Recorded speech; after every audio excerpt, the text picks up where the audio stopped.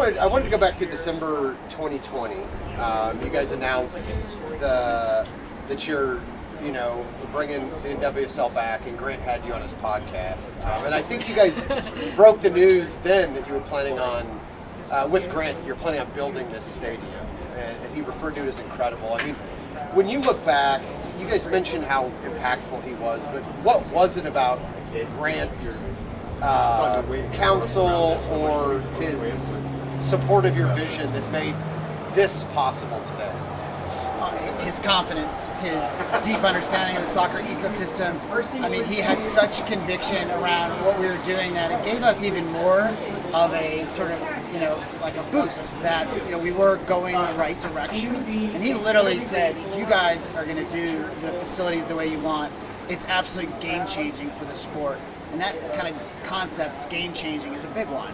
And he knows what really matters when it comes to soccer. So we felt like, wow, this is really awesome. I mean, Grant was honest maybe to a flaw, but he would tell you exactly what he was thinking. But at the same time, he was a visionary. And so when you ask somebody like Grant the question of, what do you think about this idea, it matters what he says, because he would never shoot you down for something that was, too much vision or too high of a goal, but he would also be really honest. You refer to him as one of your oldest friends. I know you guys went to Shawnee Mission East together. Yeah. What drew you and Grant to each other way back then in high school? That's a good question. I mean, I don't think it was the Princeton part so much, but both of us were, very into sports and good students. And even though it's a very big school, it's still smaller communities of people that are like-minded. And I know you met him at Princeton, where you also met Angie, right? What are some of your memories of Grant back then?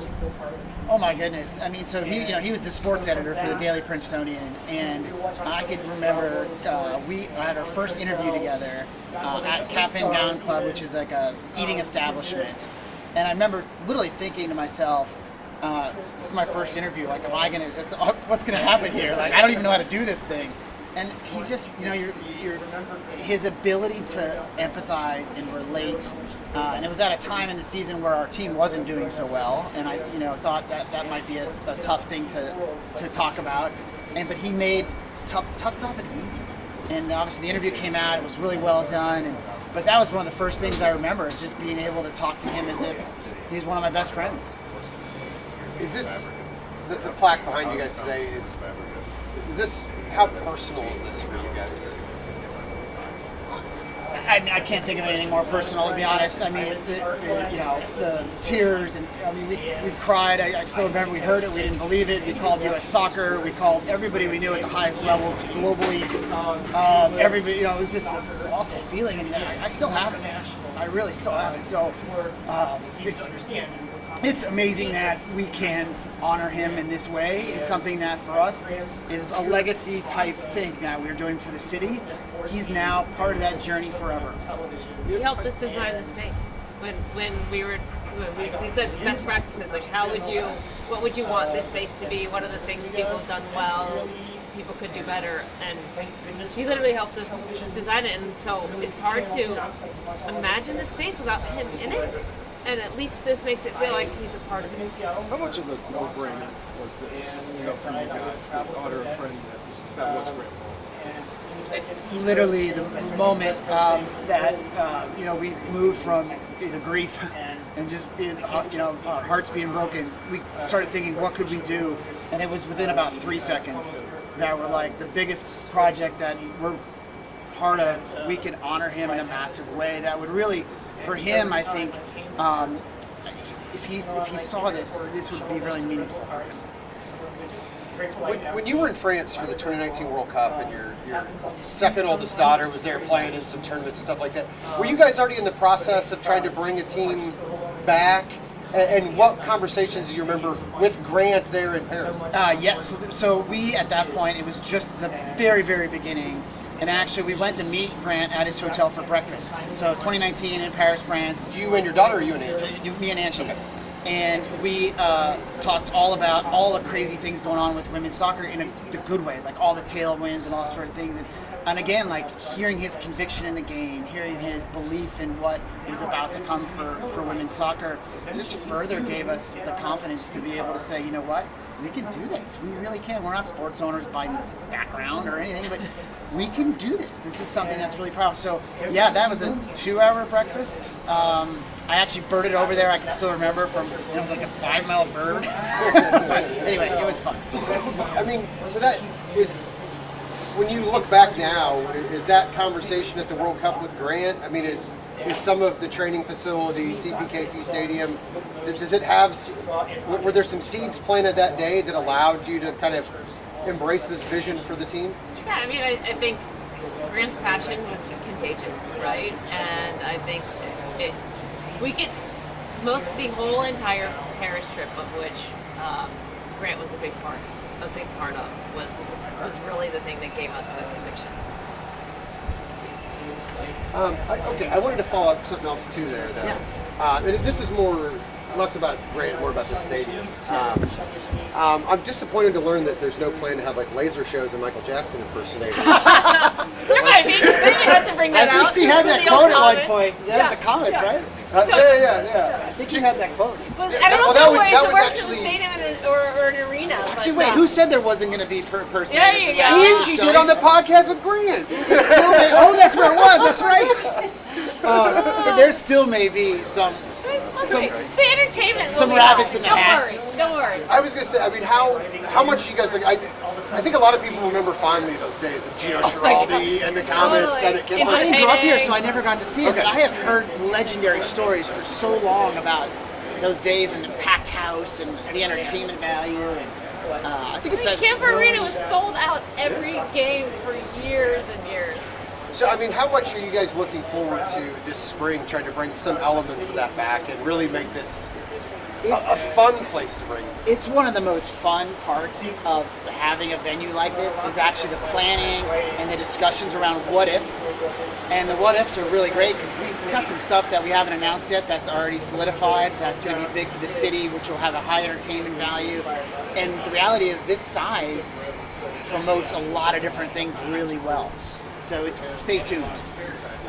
Do you guys still get to any comments? Do you take the kids to comments games at all? They're at Independence Event Center now. We haven't been. We would love to. We haven't been in a while. They're obviously so good, so successful. There's no They're time. super fun. No time. I want to circle back to Grant real quick and just, you know, what kind of relationship did you guys have? Because when did you guys graduate from Princeton? 1997. Grant was 96. 96, but Celine, his wife, was also 1997. She was our class. So you can do Celine back then too?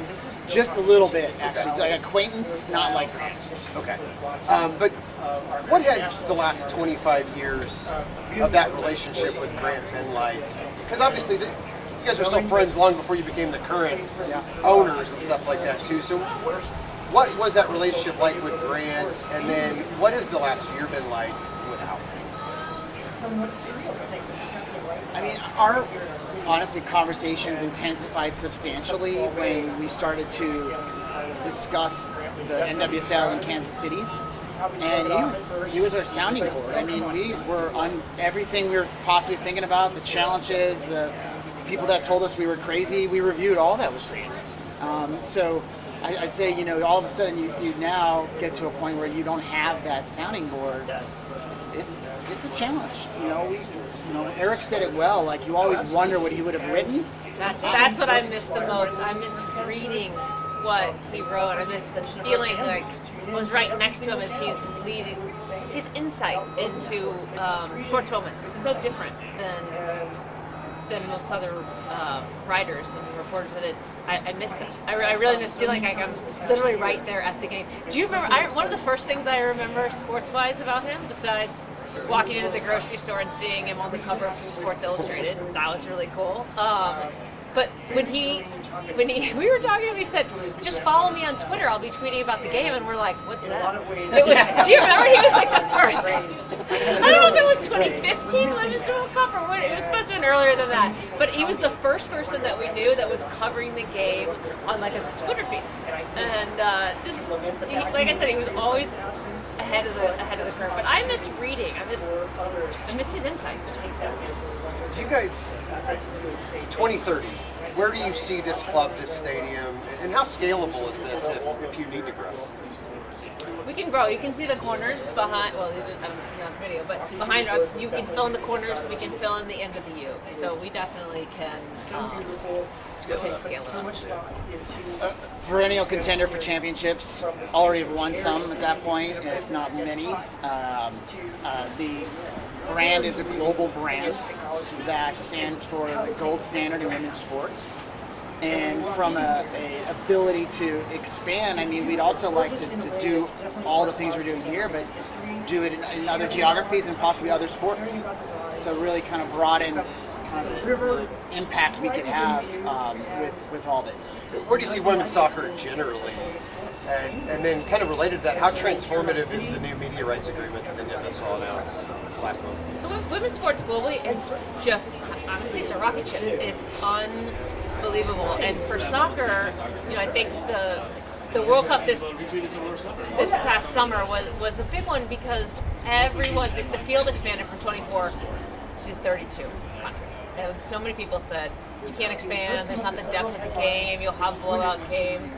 And that actually was the furthest thing from the truth. So I think we really got to see that the game is growing so much globally that 32 teams were incredibly competitive. And that was a really joyful moment for us to see. Just it's elevating everywhere. The media deal is a great media deal. We have the reach across 4 different platforms that are all collectively agreeing to promote us is incredible. It's a game changer.